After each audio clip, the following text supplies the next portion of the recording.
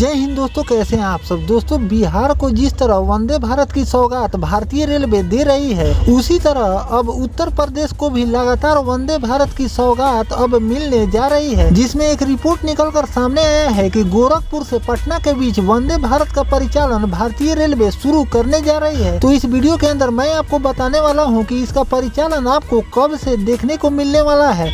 गोरखपुर से पटना के लिए अगर वंदे भारत का परिचालन कर रही है भारतीय रेलवे, तो कितने घंटे में आप गोरखपुर से पटना का सफर कर पाएंगे, इस वीडियो के अंदर हम जानने का प्रयास करेंगे। तो अगर आप चैनल पर नए हैं तो चैनल को सब्सक्राइब कर लीजिए। वीडियो अच्छा लगे तो वीडियो को लाइक जरूर कर दीजिएगा। चलिए इस वीडियो को शुरू करते हैं। दोस्तों, गोरखपुर से लखनऊ के बाद अब गोरखपुर से पटना यानी कि पाटलिपुत्रा तक वंदे भारत चलाने का प्रयास शुरू हो गया है। पूर्वोत्तर रेलवे का वाणिज्य विभाग इसके लिए काम कर रही है। नियमित कार्यों को पूरा करने के बाद परिचालन विभाग टाइम टेबल बनाकर बोर्ड को मंजूरी के लिए भेजेगा। साल के अंत तक यह नई सेवा शुरू हो जाएगी। इसके चलने से पटना तक जाना आसान हो जाए। पटना के लिए अभी 2 ट्रेनें हैं जो 4.25 घंटे का समय लेती है। वंदे भारत से सिर्फ आप 4 घंटे में इस दूरी को तय कर पाएंगे। एनईआर प्रशासन इस साल के अंत तक इस नई सेवा को शुरू करने की कोशिश कर रहे हैं। इसके साथ ही उत्तराखंड में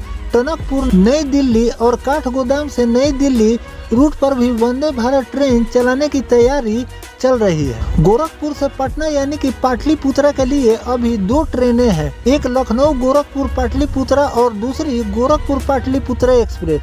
दोनों पटना तक पहुंचने में 4.25 घंटे का समय इस समय लेती है। लेकिन अगर वंदे भारत का परिचालन भारतीय रेलवे इस रूट पर शुरू कर देती है तो ये सफर सिर्फ 4 घंटे का रह जाएगा। 4 घंटे में आप गोरखपुर से पटना का सफर कर पाएंगे। इस रूट पर भारतीय रेलवे 16 डब्बों वाली वंदे भारत का परिचालन शुरू करने की प्रयास कर रही है। यात्रियों की पूरी सुरक्षा के लिए इसमें सीसीटीवी कैमरे लगाए गए हैं। ट्रेन के ऑटोमेटिक दरवाजे केवल तभी खुलेंगे जब ट्रेन पूरी तरह से रुक जाएगी। चलना शुरू करती है जब दरवाजे पूरी तरह से बंद हो जाती है। साथ ही पटना के साथ साथ पूर्वोत्तर रेलवे के काठगोदाम से नई दिल्ली और टनकपुर से नई दिल्ली के लिए वंदे भारत ट्रेन चलाने का प्रस्ताव भी भेजा गया है। इन दोनों स्टेशनों से वंदे भारत चल जाने से यात्रियों को काफी सहूलियत होगा और उन्हें एक हाई स्पीड ट्रेन का तोहफा भी मिलेगा। अगर इस ट्रेन की विशेषता की बात करें, ट्रेन के पेंट्री में भोजन और पेय पदार्थ को गर्म करने और ठंडा के लिए बेहतर गुणवत्ता के उपकरण भी दिए गए हैं। मोबाइल या लैपटॉप को